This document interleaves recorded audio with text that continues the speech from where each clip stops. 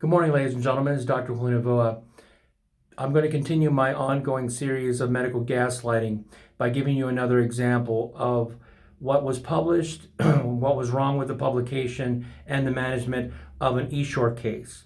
Specifically, the case that I put a link to describes a story where Essure was placed in a patient who at first underwent apparently an awake procedure, and when the doctor realized that there was a lot of scar tissue inside of the uterus, synechia, decided to to cut that scar tissue down, but that required general anesthesia.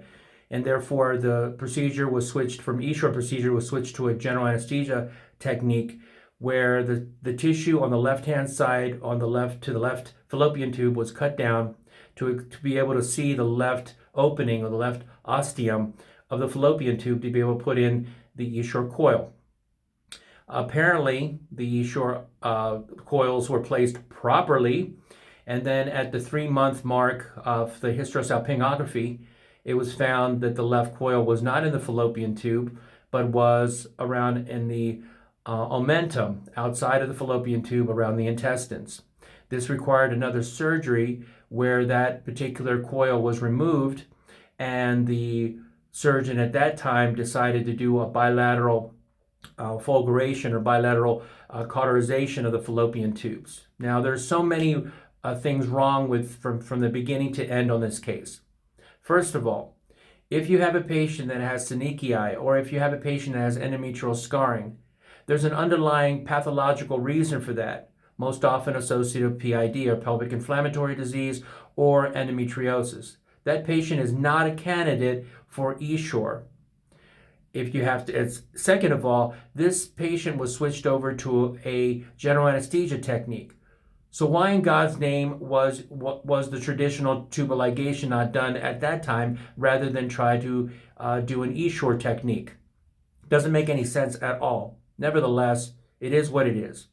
Next, the doctor that took out the coil that had migrated did a bilateral fulguration or bilateral tubal ligation using bipolar.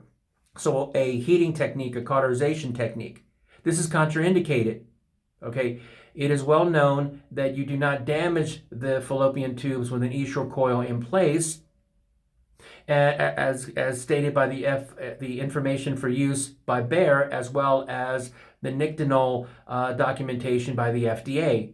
So from beginning to end, this was a case of not following the standard of care, which ended up having complications, which ended up possibly having even more complications. Now, some doctors will argue, well, it doesn't make a difference if you're going to cauterize the fallopian tubes. It doesn't really make a difference. It does make a difference.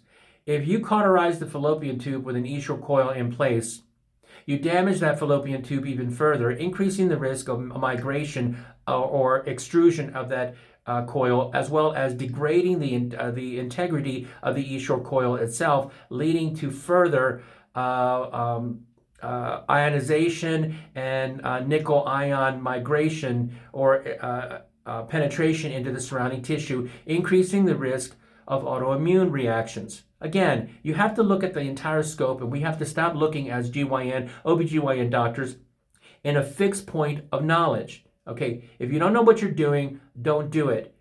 If it's a difficult procedure, don't include a biological implant in your management. That's the bottom line.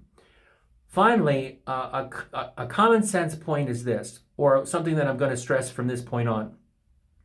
In order to change the standard of care, unfortunately, in a majority of cases, it requires some type of bad outcome for the patient.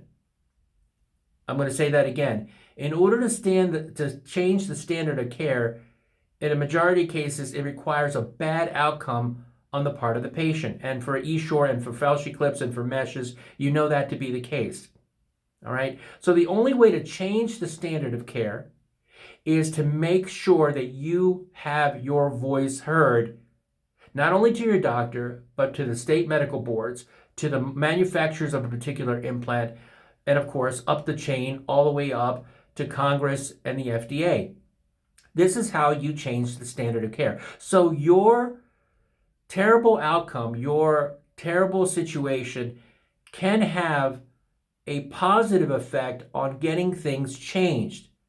What we as doctors count on is for a lot of our patients not to speak out. So the standard of care stays the same, and we just pretend like it never happened. You have to fight for your own rights and your own situations many times, because we as OBGYNs, unfortunately, and many doctors in general, ignore all of that. Please keep that in mind. In order to change the standard of care, you must speak out, because many doctors count on you not doing that in order to keep the standard of care exactly where it is. Thanks so much for watching. Take care.